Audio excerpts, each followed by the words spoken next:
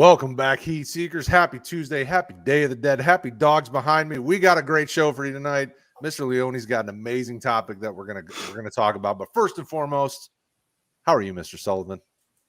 Doing good. Thank you very much. I'm thrilled to be here. It's a lovely day up here in Canada, and can't think of a better way to spend a Tuesday evening with you fine gentlemen and all those fine folks in the chat. Anthony, what's going on in your world, my friend? Doing good, man. I've been trying to swing some deals in all my leagues, and today was no exception to that. So I've been having a lot of fun trying to stay active. Take a look at everything, try to make your team better. That's what it's all about.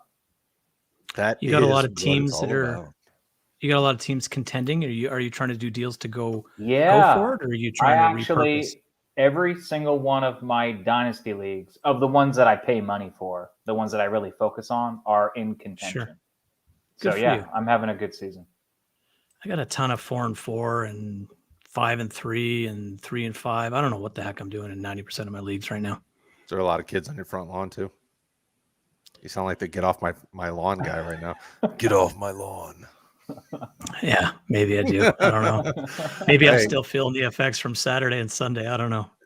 It was a weekend, that's for sure. Congratulations to the Michigan State team.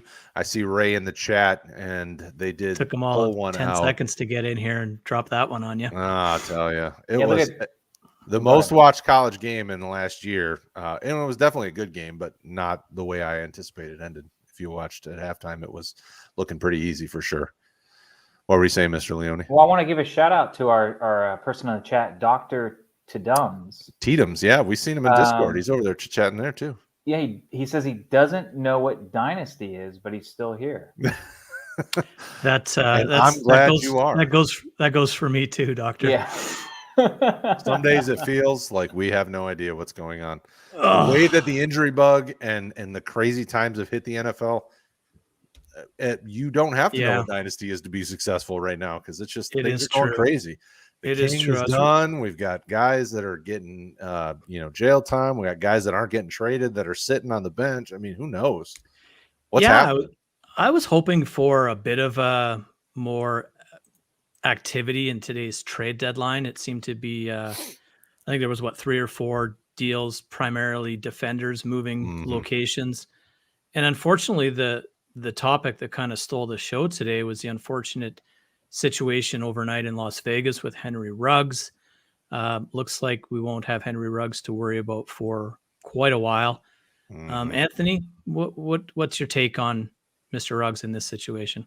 Yeah, I mean, it's a sad situation, and I want to obviously give our condolences to the life or the lives that were lost.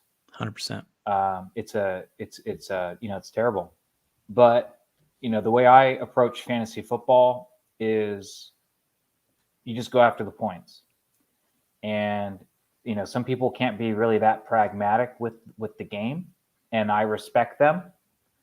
Some people wouldn't want to roster Henry Ruggs based on his actions, and I respect that too.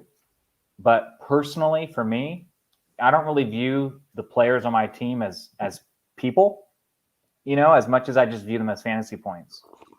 So how many fantasy points is Henry Ruggs, wide receiver for the Raiders, going to get my team in the future? That's really what I focus on. So 0. Yeah. And so we had a good discussion, I think, in the Dynasty chat on Discord with Rick on that. You partaked in that. I did. And, I agreed with really both you guys. I mean, I can understand why someone doesn't want him to play anymore. Other people are like Rick said, hey, everyone deserves a second chance. Everyone makes mistakes. For sure. Either way, it's kind of irrelevant to fantasy football, because all that ethics and morals and all the laws and all that stuff doesn't really matter. What matters is, hey, how many fantasy points are you going to have for my roster on a week-to-week basis or in the future? So I know you think maybe he may not play again. I don't think he may play again.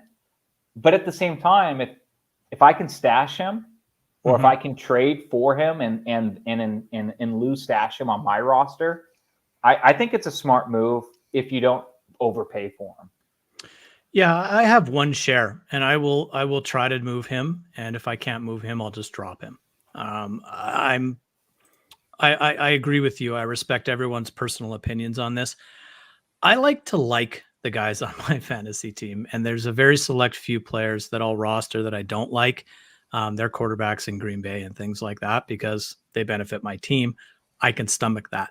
I don't need to carry a guy on my bench for who knows how long, right? Do I think he should play again? Personally, no. Do I think he gets an opportunity to play again? Depending on what the judicial system says. Hello, Simba. Thank you so much for coming back. That's awesome.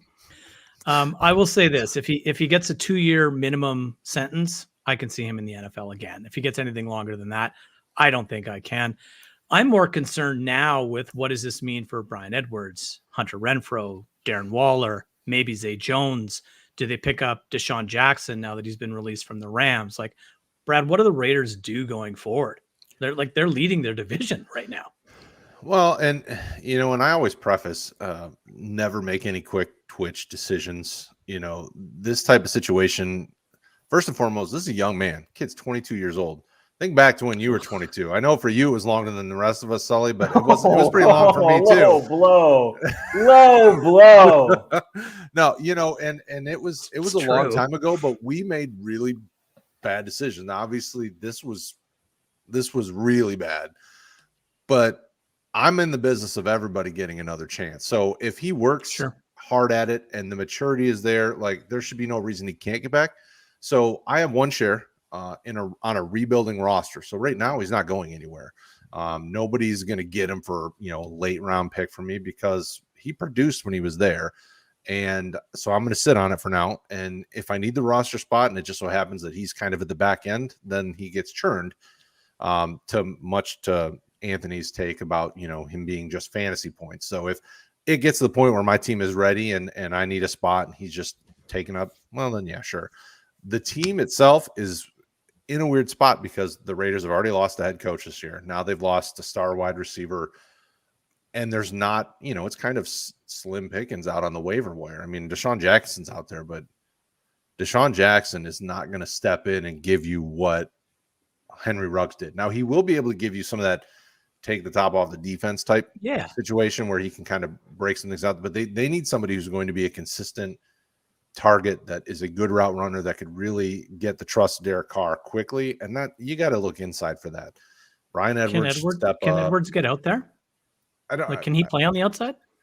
I think they have to try and see what he can do. I don't see why he can't. Hunter Renfro's you're over the middle kind of slot, move him around either side.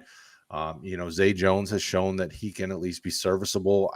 I'm not the biggest Zay Jones fan, but in Las Vegas, he's been. Yeah. Zay Jones would be the one getting more reps. And Sully asked, hey, who is going to benefit here? Who's going to take these extra targets? Well, really, if you look at season numbers, Ruggs only has 24 catches on the year, 36 targets on the year. Mm-hmm. Divide that by 7 games. Counting their bye, seven real games, it's only 5 targets a game. We're not talking like, a Devontae Adams type loss here. It's not like this guy commanded a large target share of their offense. So I don't really think you're going to see much different production out of Edwards, Renfrow, Waller, for example. If anything, it's going to hurt them because they're not going to be able to open the field up as much by having that deep threat. Teams aren't going to really worry about Zay Jones as they would worry about Henry Ruggs. So, yeah, it's a bad situation all around. Really no good way to look at it. But like I said, hey, if I can stash him or get him on the cheap, I'm open to it. Yeah, cool. And it's and you can't worry about if you're a competing team, you can't worry about. What are they going to do? You pick your shot. If there's a guy who's available on the waiver wire that's a receiver in Las Vegas and you need some help in that position and you've got a spot,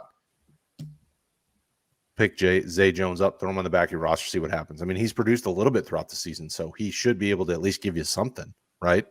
They're going to target him because he's on the team. So and if to Sully's point, if you just don't want him on your team for whatever reason, you can trade him. I mean, I'm sure of it. I'm sure. What do you? I mean, what are I you sent getting out. for? Yeah, I sent What are you getting? out. I sent out 22 thirds for him, virtually in every league I'm in. Yeah, I'll take the league I have him in. I'll take a third for him all day Yeah, long. yeah. So I threw out thirds. I haven't got anyone to accept the trade yet. Maybe they want to sleep on it. I don't know. I would have thought most people like you would have been like, yeah, I'll just, take what I can get for him. But it seems like, I guess I'll keep you posted next week. I'll let you know if I got any Henry Ruggs shares. I don't have any shares of him currently. I would not be trading him unless I could get a second. But I'll pay a third for him if I can get him. So I'll keep you guys posted on that next week. Cool, brother. Okay, what do you got planned for us tonight? Yeah, with that being said, so this is your topic. So let's go. What are we doing? Yeah, well, I was thinking, man, Day of the Dead, Dia de los Muertos. How's my accent? Was that good? No, anyone in the Not chat? really. No, No, was that it's bad? pretty weak. It's pretty weak. I've seen better. So I'm thinking, okay, look, we have all these players on our rosters who are, dead, right? Like they're doing nothing for you. Yet, here we go, second half of the season. Who is going to get out of their grave, kind of zombie out, get ready to kick some butt, lead you to the playoffs? Yeah, there we go. We're going to do some Thriller. This is going downhill. Yeah, someone you can count on end of the season and more importantly in the playoffs. So that was kind of the idea. And, it's kind of, we kind of put together this list. If anyone in the chat thinks of anyone, please suggest them. We'll try to get, try to add them in here. But yeah, that's kind of the idea. And the first person that came to mind for me is George Kittle, tight end for the 49ers. George Kittle, he even started the season kind of slow. I think he only had 10 or 12 points, maybe even less than that on average through the first 4 weeks. And 10.7. Yeah. And now, he's been on IR. He got hurt. I think he may have even been playing through an injury, if I remember correctly. And now he's been gone for 3 weeks. They had a bye week. It's kind of like a forgotten guy. But all signs point to George Kittle practicing this week. Kyle Shanahan said last week he would be shocked if Kittle wasn't ready to go. So I'm all on board. I think we can fire up Kittle this week and rest of season. I see a lot of good things for him. And I think the 49ers offense has been a little, hiccupy recently. I think his presence is going to really bolster that up. And I think they're going to make a shot to get into the playoffs here. What do you think, Sully? You know how bad things have been. Kittle is still the number 2 target on the team, and he hasn't played in how many weeks now? Yeah, three games. I mean, it's Debo and then Kittle at 28 targets. So that's crazy. I mean, Debo has 72 targets, Kittle has 28, and then Brandon Ayuk has 23, and Mohamed Sanu is number 4. I mean, yeah, somebody, right? Somebody's got to step up. So why not Kittle? Yeah, I think George Kittle's going to have a monstrous second half to the season as long as he can stay on the field. I don't see any reason why he won't. I think he's the catalyst of that entire offense. I think he kind of makes that team go. Whether he's got the ball in his hands or not, he's a phenomenal blocker. He's going to help with the run game. He's the best all-around tight end in football, in my opinion, and he's a beast with the ball in his hands after the catch. So, yeah, I'd be rubbing my hands together and pretty excited if I had any George Kittle shares coming off of IR and ready to make a run. The only thing I don't necessarily agree with is the San Francisco making the playoffs. I think they're a little bit too far back, but Minnesota embarrassing themselves against Dallas on Sunday night kind of opened the door to the Carolinas and the San Francisco. So potentially it's there. I just think, with the games they have remaining on their schedule, especially their divisional games, they're in tight. Yeah, it'll be tough. They do get lucky this week if Kyler Murray doesn't play. I mean, they get the Cardinals this week. It's like, ooh, we can get that game, if they can get the W. They almost beat them last time with Kyler Murray playing. So I think they are an underrated team. They have been really bad on defense, but I do think that they're good enough to at least make a decent push to the playoffs. They may not get there, but they're going to be in the race up until the end. Yeah, I think they'll be in it.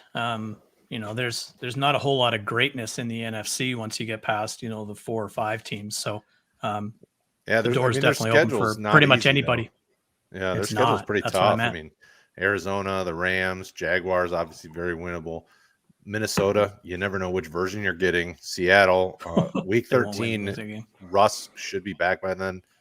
Cincinnati, I mean, who knows there? Atlanta, Tennessee, Houston, LA. I mean, so in theory, it could go either way. This could be a really hard schedule if Russ comes back, if Cincy stays this course, or it could be super easy.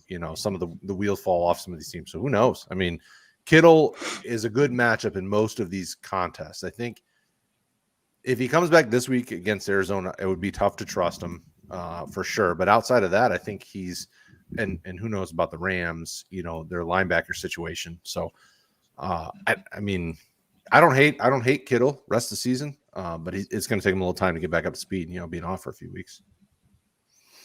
Fair. Who's next? All right, next up, and even a question in the chat. AP, Adrian Peterson. Talk about a zombie. This guy. I mean, we haven't seen him since last year. I think he was on the Lions last year, right? Wasn't buddy. Yes, sir. You're Lions, yeah. And you know what? He actually did pretty good. Mm-hmm. I mean, no, he didn't. Look at his numbers. Brad, pull him up. He was averaging about 4 yards a carry. Considering, I don't know, was he? Yeah, yeah. Well, he actually 3.9 yards per carry. I mean, he considering wasn't amazing, but that team was trash. Yeah, I mean, considering what you expected and what you got, I mean, you were thrilled. Now, can he repeat that in this offense? I think it's more than doable. Yeah, 156 attempts with Detroit, 604, 7 touchdowns. He also had 18 targets, got 12 for 101 yards. So they got him involved. I mean, he was the leading rusher on the team last year. Obviously, it doesn't say a whole lot, but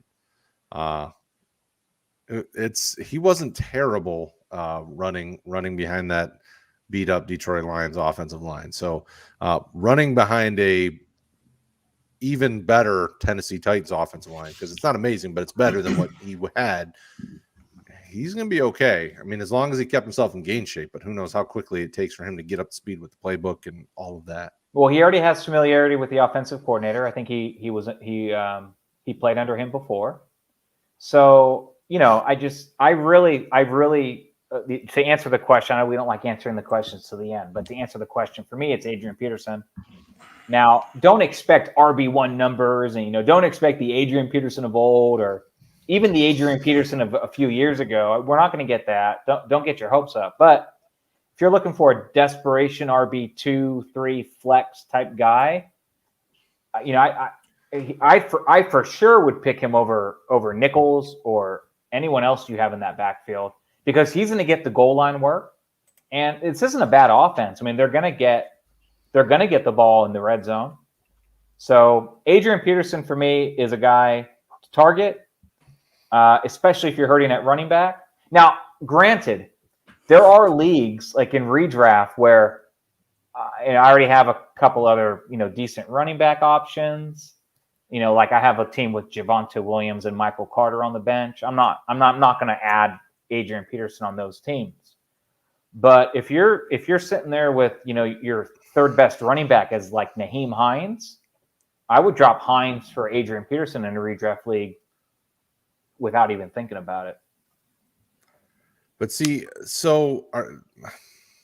I struggle with this one because Jeremy Mcnichols, I know he's mostly the receiving back, but how do they not give him a shot, right? Like, he's been in this offense all season. I mean, he hasn't had many rushing attempts, but he was averaging over 5 yards a carry with, I think, the 7 that he got. Why would they not give him a chance, right? Like, he's the guy that's been there. Yeah, I mean, I think they'll mix him in, you know, but they don't sign Adrian Peterson to, have him, cheerlead on the sideline. I mean, who's going to get the goal line work? It's going to be Peterson. And, go ahead, Sully. I just can't help but notice Derrick Henry got hurt. Jeez. Like, my goodness. Like, if someone had just been telling everyone all offseason dating back to July to sell Derrick Henry.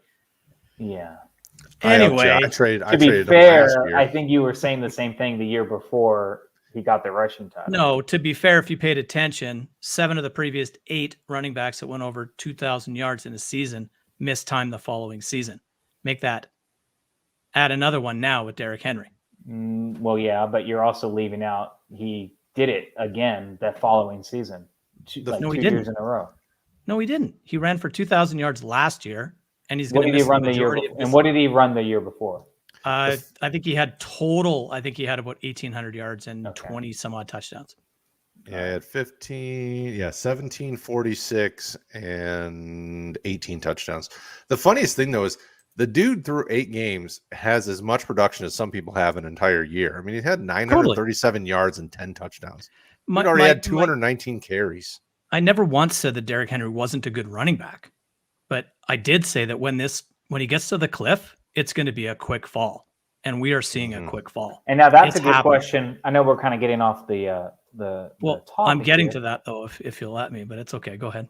Well, what do by we think about him returning? Like, what are your expectations for next year for Derrick Henry? I think Derrick Henry's probably never going to be the same. You heard it here first, people. King Henry, done. Done. Feet are this is a pretty obvious statement, but feet are pretty darn important. And you can look at Julio Jones when he started messing up with his feet and what happened to him. It's a steep, dramatic decline. Guys don't really come back the same as they did before. It's why I'm concerned about Travis Etienne in Jacksonville, even though he's never played a snap. That's a tough injury. You know, these Jones injuries and these Lisfranc injuries, are tough to come back from. And that's doesn't mean you won't come back, but to expect Derrick Henry to come back and be force fed. Like, first of all, how in the hell do you give that guy 28 carries last Sunday? Even with a banged up foot, they still kept even running. Even when he was hurt, they don't care. Out there. So, and let's put it this way.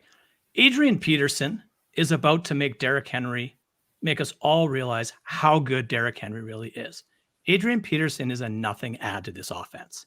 I would much rather have Deonta Foreman, who they also signed, or Nichols, because they'll be involved way longer and way more than Adrian Peterson will, in my opinion. Plus, for us to sit here and just say the Tennessee offense is exactly the same, we're just going to drop AP in for the Derrick Henry role, I think is pretty naive. This is a huge boost for A.J. Brown. This is a huge boost for Ryan Tannehill. Could be even a boost for Anthony Ferkser if Julio can get back on the field. I think the passing game amps way up in Tennessee. I agree with that. I don't think, is Adrian Peterson going to score 6 times from the stripe? Very possible. But is he going to be a startable week in, week out fantasy asset? In my opinion, not at all. I don't. And obviously you have to make a quick twitch decision because everybody's going to be clamoring to get a running back from this backfield. But I don't know that we know the answer because it's who is the guy that's going to work best in this offense now that there is no Derrick Henry.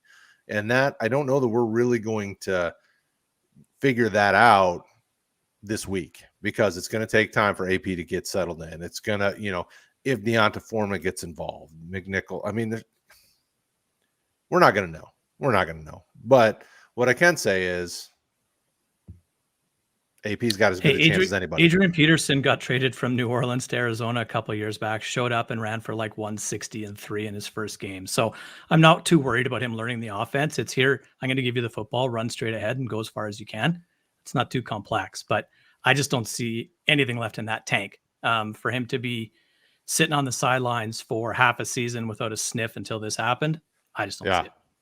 Well, and we probably need to. Okay, so my guess in this conversation to answer Anthony is AP, but don't get your hopes up. Like, don't expect him to come in and be Derrick Henry. Sully suggested he could get 6 touchdowns. I don't think he could get 6 touchdowns. I think you're looking at. What are you picking him up? Why are you picking him up then? I think you're hoping for 70 yards and maybe a score. On a weekly basis. You're not getting that. We'll see. He catches some passes. I think if he averages 8 points a week rest of the season, that's really what you're looking for on a desperation RB3 flex type play. My gut tells me Jeremy McNichols is more involved than I think I anticipate.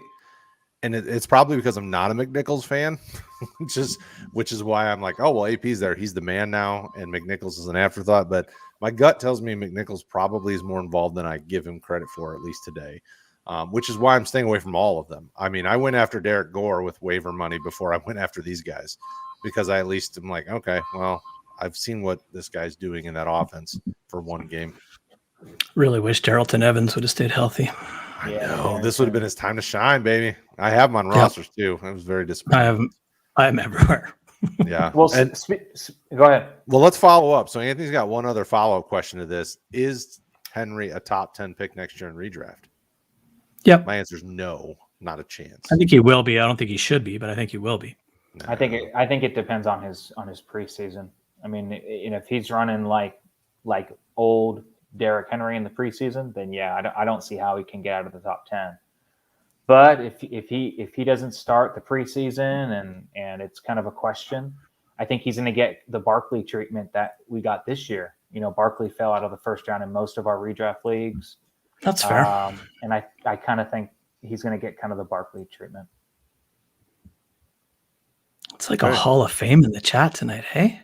It is. We've got the Tony came back. Tony, Maria, some guy named John Luke. I don't know who that is. We got Ray Fryer. Gosh, we got the pride of Canada. It's so fun to be amongst greatness, and you two guys, it's awesome.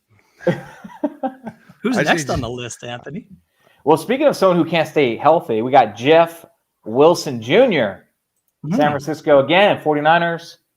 And yeah, I mean, look, Eli Mitchell has been great. And I just think that, Trey Sermon has been a bust. And I'm sorry for anyone who drafted him in the first round of drafts. It hasn't been good. It should have been nobody if you watched us. And it's too bad because if you did take Trey Sermon like in the first round, this is what you want. Like you want, Jeff Wilson getting hurt, Raheem Mostert getting hurt. It's like this is like the pathway, but yet Elijah Mitchell is who comes in and takes the role because he's better. Because he's pretty good. Could be. So hey, sorry to interrupt you. Elijah Mitchell's banged up though, hey? He is, and that's what I was kind of getting to. So Elijah Mitchell, and this isn't his first injury. He keeps getting hit and banged up. It seems like every game he gets kind of a new little nagging injury. And I think Jeff Wilson is someone who is going to benefit greatly. I would not be surprised if Jeff Wilson ends up leading the team in touches rest of season from this point forward, even if Wilson doesn't play for the next 2 weeks. I really see Jeff Wilson taking the lead role. And if you have an extra bench spot, if you have an IR spot in your redraft leagues, or if you can maybe pry away in a dynasty league someone's Jeff Wilson's share, this is the time to do it right now, because Jeff Wilson, Day of the Dead, is kind of like the poster child here. You want this zombie who hasn't been around for almost a full year. This is the type of guy to get on your team. Kyle Shanahan's desperate for someone he can trust, right? Like you look at how much Juszczyk is involved in that offense, which is, it's fun to watch, but it's silly at the same time. If you can have someone else back there, if Mostert didn't get hurt, it would be him. So Jeff Wilson comes back. He was incredibly productive in the limited times that he has been on the field. Unfortunately, he struggles to stay healthy, but he's darn good. And I think that he would be a really nice 1-2 punch with Mitchell. And Shanahan always likes to have a 1-2 punch in the backfield. You bring Wilson back if he can stay healthy. You bring Kittle back and he can stay healthy.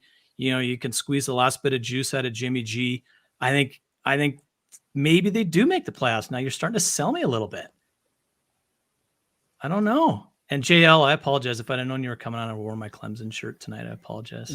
The only reason why the Niners will not make the playoffs is because of their defense. It is really bad. They don't have any corners. It's really hard to watch. When I watch football, I have on my Red Zone, and then I have my laptop with the Niner game.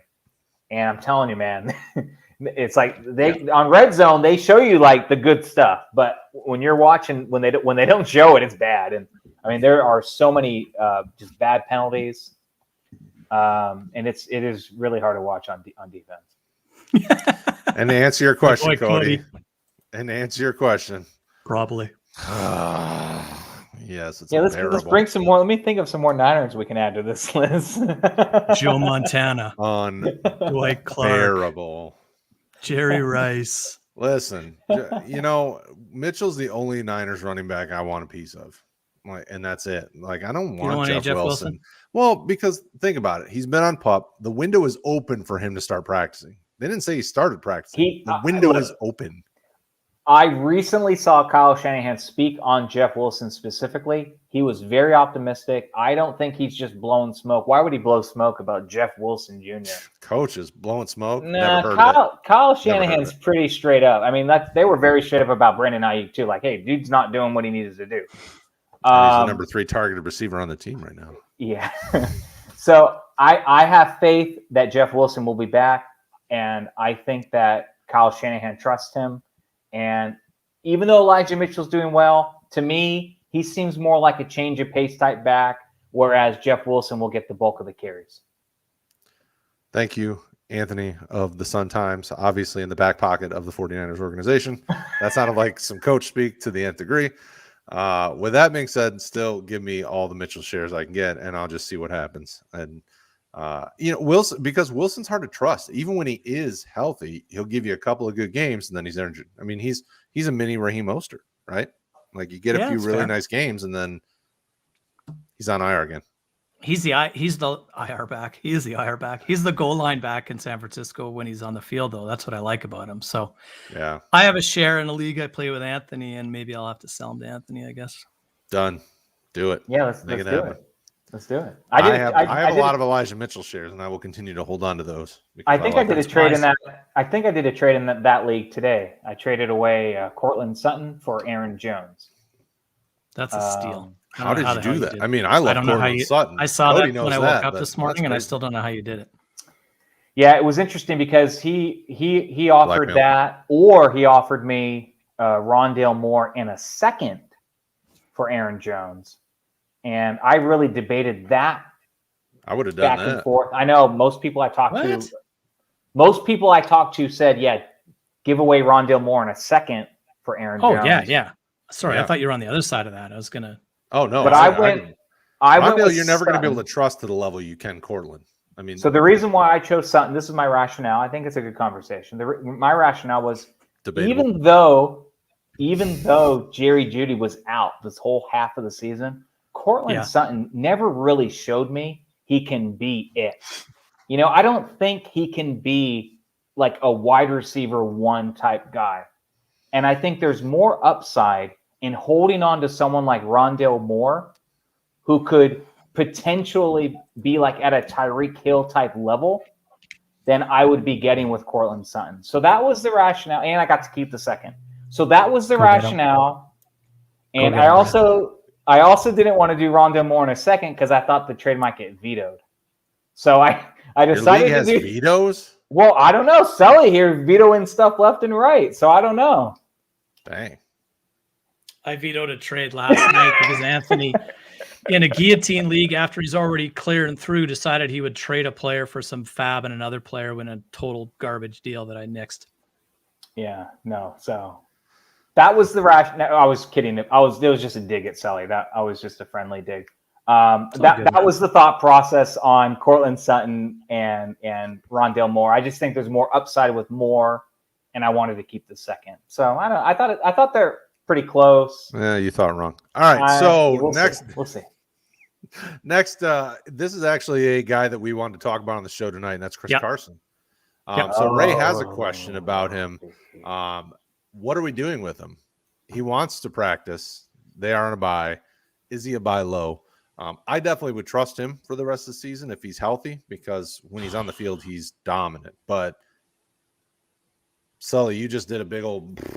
And I don't like running backs with bad feet. I like running backs with bad necks even less.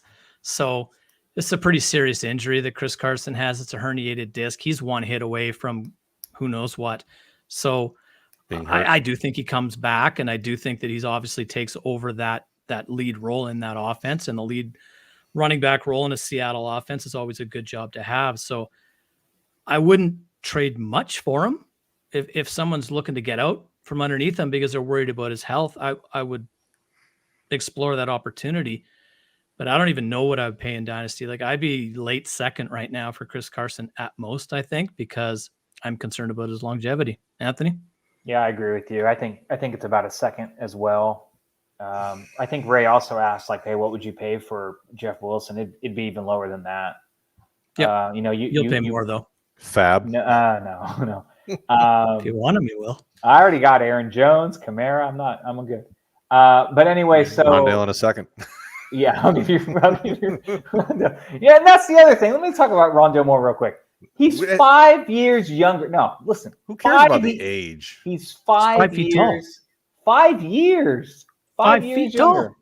And he's 5 You're feet not going to tall. have him in 5 years anyway, so it doesn't matter. That's true. I'm going to get out of this stupid ass league. He won't be in the league in 5 years. Sorry. You're going to trade him for Chris Carson. No, I'm kidding. Yeah. So if you need a running back and you can give away a second and you're making a playoff push, it's going to be a late second. Yeah, I think that's a good trade. Yeah, I would definitely offer a second for sure. I don't know that the owner would take it though. So you may have to. I mean, even if I would, depends on situation. Well, and I would slow play too. So if the guy says no to second, be like, well, how about a second and a third? Really slow play the owner. Or you can also you can start first with, hey, I'll give you a second if you give me a third. And they go, no, why would I give you a third? And say, okay, fine, I'll just do a second then. The ultimate. So you smack them in the face and then you take it. The best way to send do trades, man. Here's the best way to send a trade offer, and I can solve everyone's problems in every league across the world. Send an offer that you yourself would accept. And if you yourself would not accept it, don't send it. It's that easy. I would agree with you on the minute basis. I would agree with you, but I've not done that and have gotten away with some pretty good trades. So I feel you. You should never send out a trade with the goal of winning the trade. A trade should be sent out with the goal of strengthening both rosters involved. I feel that. I feel that. I'd be lying if I said I always did that, but I understand what you're saying. I love that we're talking about next year's draft with this question. All right. It's right up your alley, brother. Zach Jason, welcome, my friend. I don't know that I've seen you in the chat, so I'm glad you're here, my friend. Welcome. I traded most of my dynasty team away because the team I was assigned to wasn't great. I have 5 firsts next draft and 3 seconds and 3 thirds. For 2023, I have 4 firsts, 2 seconds, multiple thirds. Who can I get for cheap? So I'm assuming it's not okay. Now that I read that, I don't think he's talking about next year's draft. I'm thinking about who can he get right now for cheap.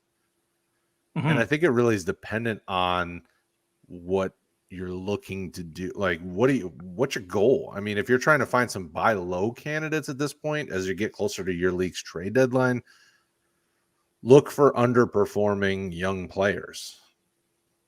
Yeah, I mean, that's probably the smartest move you could do. Yeah, and also, I don't know how your league is set up, but are you going to even be able to roster all those draft picks? I recently started a new league where as many draft picks as you have, you get to keep them on your taxi squad. I love it. It makes draft picks more valuable, and then you don't have issues like this where it's like, hey, you don't want to acquire picks because you don't have any room for them anyway. So just an idea out there if you guys are thinking about starting a new dynasty league. Yeah. I love that rule. But with that said, Zach, if you're listening, get on the Discord. I'd love to see your team. And I'd love to try to help you, try to see what you can do to make your team better. Cause there's a number of different things you can do here. But the first most important question is, hey, how much room do you have on your roster to use these picks? And if you don't have a lot of space, then now's the time to try to start buying some guys and packaging some deals. I think what I would do, and I've done it before and it's been rather successful, is I would run my team into the dirt this year.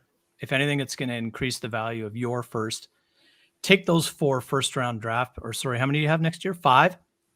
Take those right up to the draft and then shop them, because the value of them at the draft People are Crazy dying high. for first round picks. Mm-hmm. And, they're watching people like Brad doing rookie profile video after rookie profile video here on YouTube. Subscribe and click that notification bell so you don't miss any of those, by the way. Time's coming. And hit the like button while you're here tonight. Thank you very much. But that's how the value goes way, way, way up.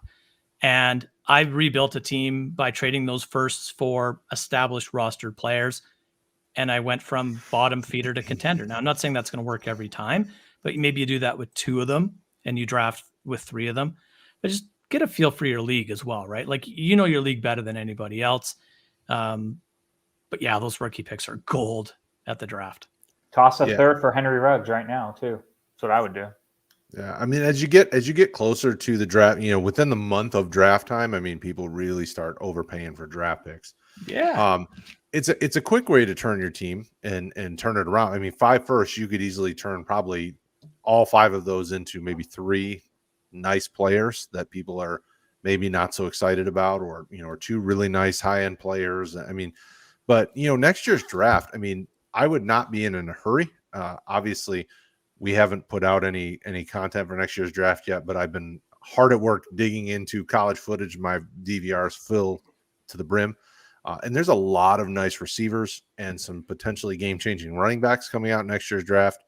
I wouldn't be in any hurry to go. I mean, if you've done all this and you've destroyed your team to the point where you've got all this draft capital, build your team the right way. Draft it, and if you can supplement that with a few nice trades where you get a buy low type guy and a value, then there you go. But you already went this far. You might as well keep following this. And I have a league very similar. It's a 32 team league, 16 in each division. And I have like 3 or 4 firsts next year. I've got 4 seconds. I've got 4 thirds. I mean, I'm going to rebuild the whole thing next year, hopefully. Quarterbacks are weak, so maybe that's what you do. You try to target a quarterback or 2, depending on, it doesn't say if it's super flex or not. Yeah. So there you go. That's my long and short of it, or a little more long than short. Okay, so yeah, I mean, a player. I mean, players to target. Come to mind like Juju is target players that are hurt this year that you expect to be good moving forward. Juju came to mind. Guys like that. Man, it's hard to. He hasn't produced since AB left, right? Like, it's hard to really trust a guy like that. But yes, that would be an absolutely good target. A second, hey, send a second, see if you can get him. Yep. And what the magical unknown with Juju is where is he playing next year, right? He's a free agent again at the end of this season. Mm-hmm. He nearly landed in Kansas City this year. I think we would have been looking at a different player if he had. So who knows where he ends up? Maybe he's there next year. I think his plan kind of unfortunately backfired on him. I think he was going for the show me deal where he thought he'd have a good season, and unfortunately he got hurt. So hopefully he's back, and we'll see where Juju ends up. Yeah, I think he might do another 1 year deal again. Oh, I think he has to. I mean, he didn't show. I think that team needs to realize they need to rebuild those sooner rather than later. So who knows what they do. Mm-hmm. All right. So Tony wants to know: am I keeping Julio now that Henry's out? I think you have to, right? There's no format where I would be cutting Julio. Redraft, even if you had like a short bench, I wouldn't be cutting Julio. I think especially now with Henry out, we're going to see more of a passing attack, like Sully kind of hinted at earlier.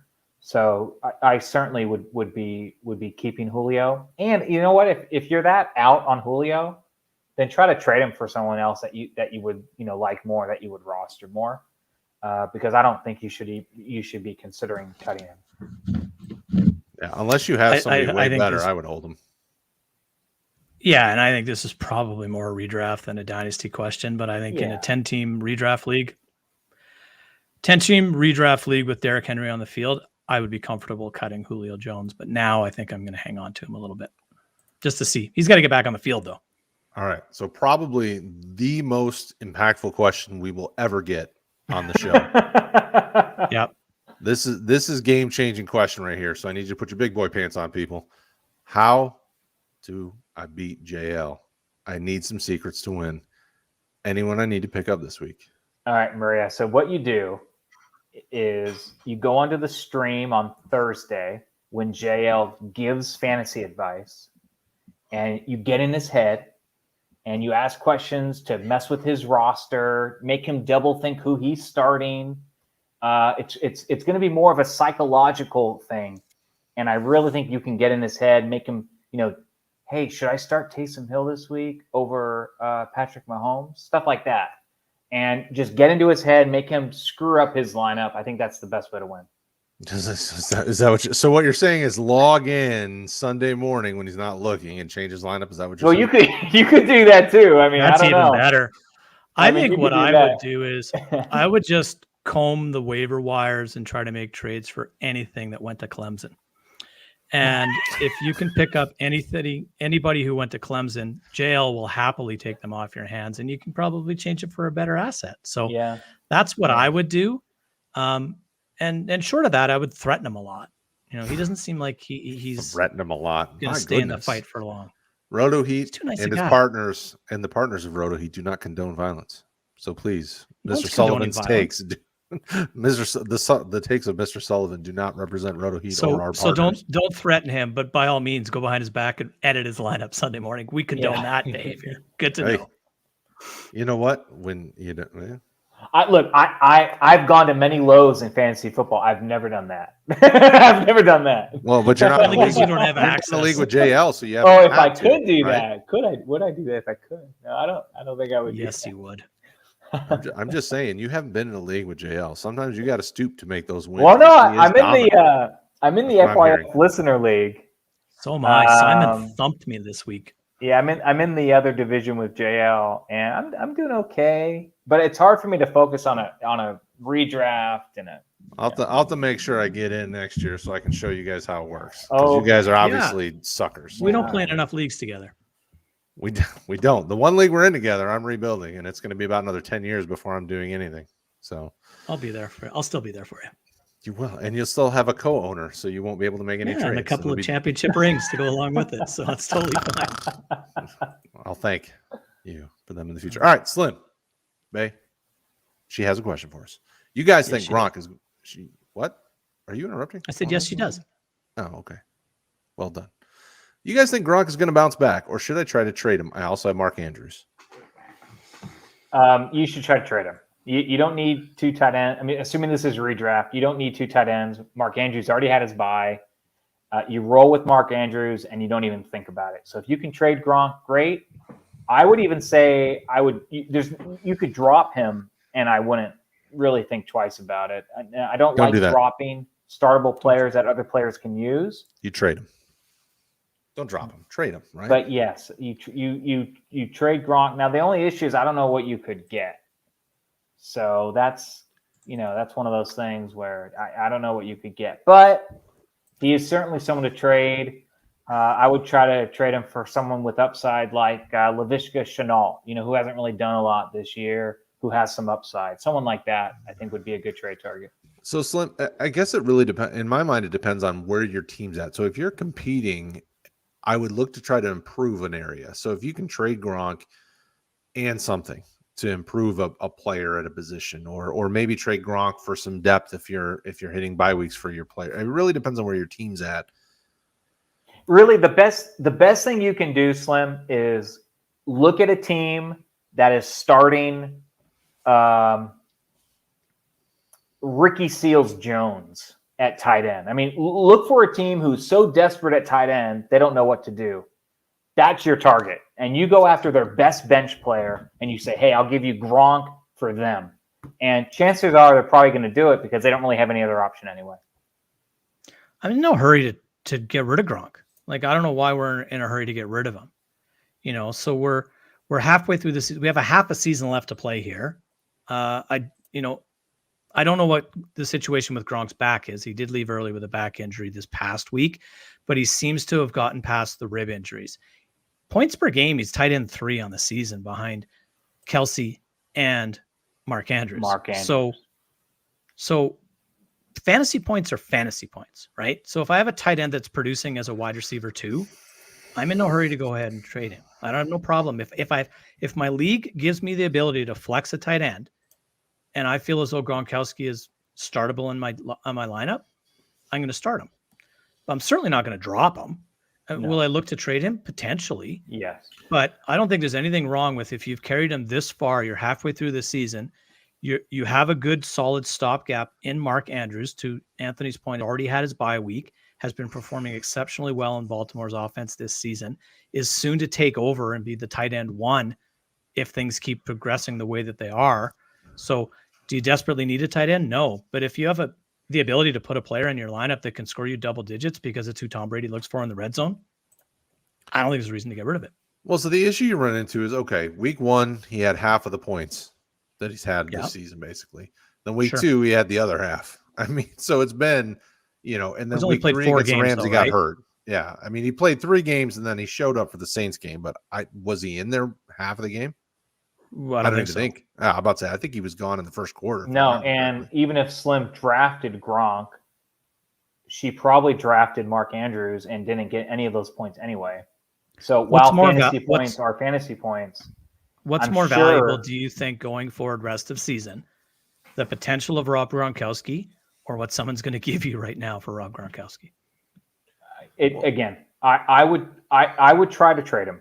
And I think if there's a team out there starting, like I said, Ricky Seals-Jones, or who doesn't really have an option at tight end, you probably can get a pretty good player off their bench.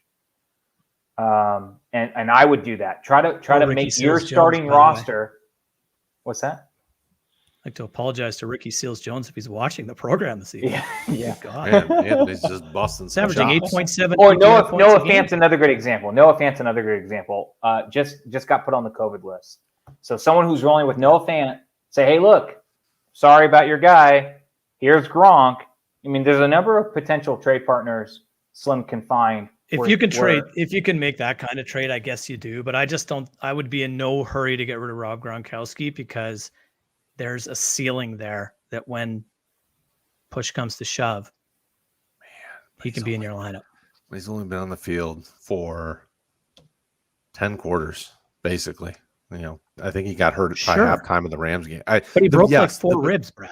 That's like 15. That's the same thing as saying don't so pick up is Drew he Brees going when to be able to from come injury back and give you anything this year? He broke 4 ribs. He has more broken ribs this season than quarters played. That's factually incorrect. that is not true. Okay, sorry, never mind. That's not but okay. So to your point, those broken ribs aren't going to heal this season. Like it's going to take time for that to heal up, and it's easy to re-injure that. So do you? And now his back, he has back spasms now. Like it's like he does have a back injury for sure. It's a second injury. And so in my mind, if you get an upgrade. Yes, but I'm not trading him straight up for Laviska Shenault. That's for sure. Like I would want something that's going to upgrade my team. Okay, what are you trading for Rob Gronkowski today? You're the one sitting here going, he's only played this many quarters. He's this, he's that. He's got broken ribs. Well, I don't want him. That's what everybody else is trade him. Right. So if you don't want him and no one else wants him, what are the odds that someone in this league wants him? He is much more valuable on your roster, the back of your bench, getting healthy for that late stretch drive in this season. Take a look at the Bucs schedule. It's cake down the stretch. Brady loves him. He'll be healthy and he'll be back towards the end of the season. And he's the red zone guy. He already proved that at the start of the season. He's better than anything you're going to trade him for. So you have you have 2 options here, Slim. You either can hold and hope, which I don't knock you for either option. Hold and hope. The world needs more hope. Or you look to upgrade your position.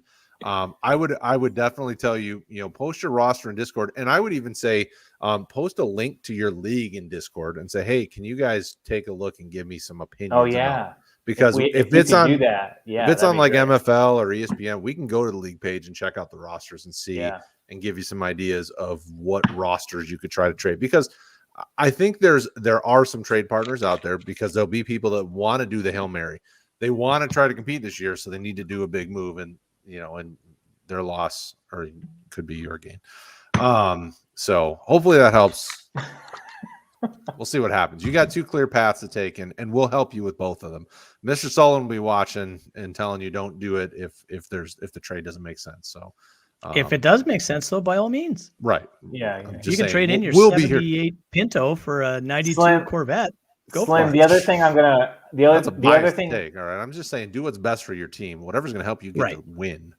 Yeah. And Slim, That I Slim, agree. try to look for teams that have a really weak tight end this week, like Noah Fant, who got on the COVID list. I mean, seek Oh, out but those Gronk's teams. aren't they on bye? They're on bye this week, so it doesn't matter. So it doesn't matter this week.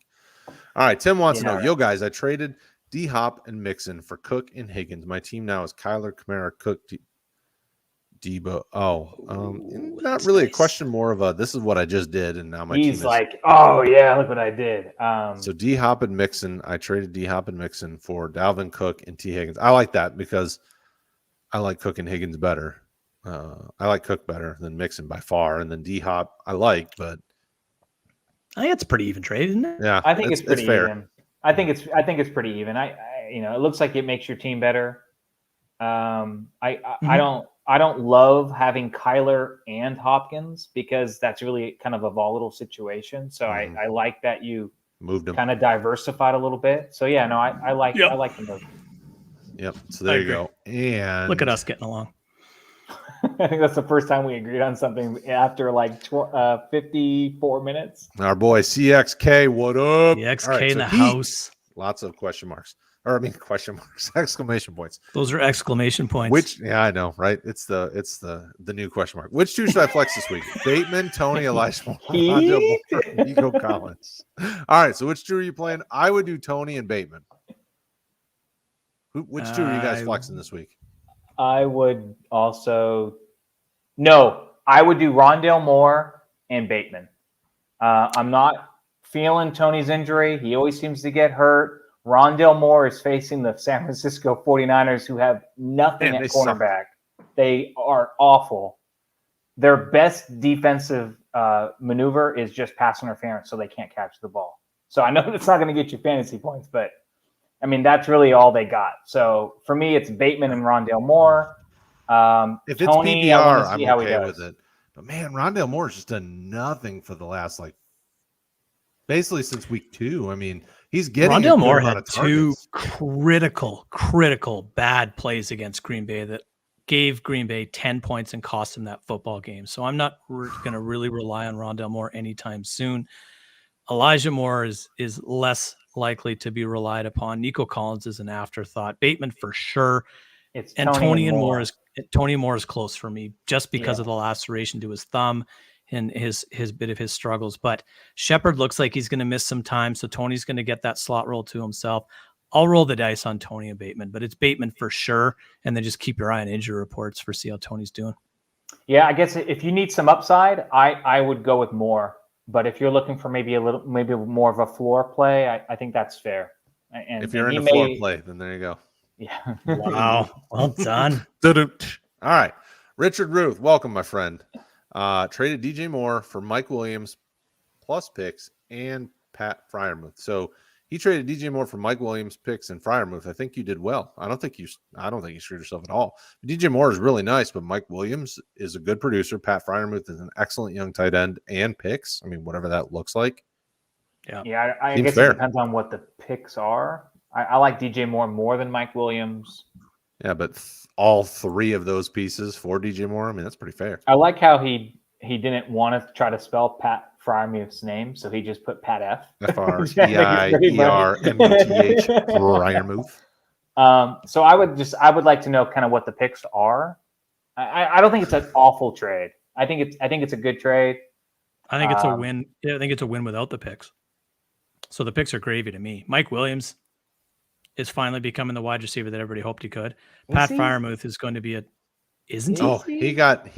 Yeah, no, that's a great trade.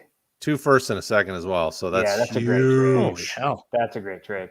So, DJ Moore is the most overvalued top 12 wide receiver in football right now.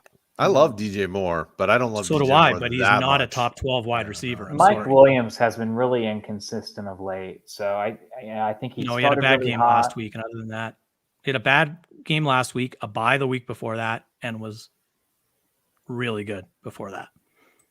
All right. And we're closing out the show with this one because Ray continues to go on this badgering streak. These Michigan State fans, they're just the worst sometimes. They just come in and they're just throwing them weight around. It's ridiculous. Brad, do you know any good college running back who put up 20 for 205 touchdowns on Saturday asking for a friend? Ray, ain't nobody going to be your friend. You keep talking about Michigan State, all right? Go blue. Hey, Anthony, Ray, Kenneth Walker through is the 6 real weeks. deal for any of you. Through the here we first go. 6 weeks of the season, Mike Williams was wide receiver 6. Here we Or sorry, go. wide receiver 4, averaging over 20 points per game. And how many bad games did he have? Well, that's through the first 6 weeks, and I we're know, about I'm to enter asking, week how many- 9, and he's had a bye. How many bad One. games did he have? 1 last week. Was that his bye week? No, no. Last Okay, week, also, he did not have a good game last week. I want to circle back. Ray had another question about the league where I said if you have picks, I'm gonna conveniently change the What? subject. I have no If you idea what you're have talking about. if you have picks, they all go onto your taxi squad. So you could have 5 firsts, 4 seconds, 7 thirds. As many picks you have, they go to your taxi squad. If you promote them up to your taxi squad, you cannot promote anyone back down to your taxi. So they're on your taxi for 2 years until you promote them. You can't promote anyone back down. And also, if you trade for someone else's taxi squad player, they can't go onto your taxi. They're on your active roster.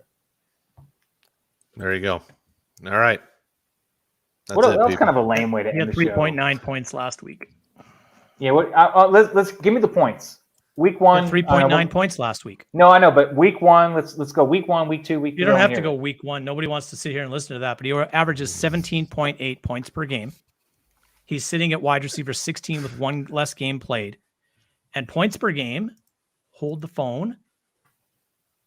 He's a top 12 wide receiver. And you want to name how many top 12 wide receivers don't have games this season? Week with 4, single-digit fantasy points? Week 4, he had 1 catch for 11 yards. Yeah, week 4 and week 6 were rough. So And Tyreek Hill is terrible. Tyreek Hill's a terrible wide receiver, right? Because he's had 2 games this season under 10 fantasy points. Week 6, he had 2 catches for 27 yards. Then he had a bye week. And then last week, he had 2 catches for 19 yards. So he had 3 games out of 7 that were bad. So, and Tyreek sucks as well, right? Tyreek Hill's terrible as well because he had 2 games under 10 fantasy points. So all I'm saying is I like DJ Moore more than Mike Williams, and that's why. No way. Mike Williams has, Dynasty, sure. You got to get a little bit more with Mike Williams for DJ Moore, but redraft, it's Mike Williams all day long because DJ Moore doesn't score touchdowns. Well, but remember, okay, so the question or the statement was I traded DJ Moore for literally somebody's future. It was Mike Williams, Freiermuth, multiple first, seconds. Yeah, and like I said, I like easily with the picks, I like the trade. No-brainer. But without I like the picks, trade Mike Williams and Freiermuth for DJ Moore. I liked. No, not for me. Thank you, Ray. With that being said, come back tomorrow night for the redraft show. Cody, Bryce, and I will be having a fun conversation helping you figure out what the heck to do with running backs now that King Henry is dead. Who could have ever seen that coming? It's unbelievable. I can't imagine. Wow, it's such a stunner. What a downer. God. If we'd with that being said, maybe sell. The peacock from the Great White North tells you that he loves y'all. Don't forget to hit that like button. We'll see you guys later.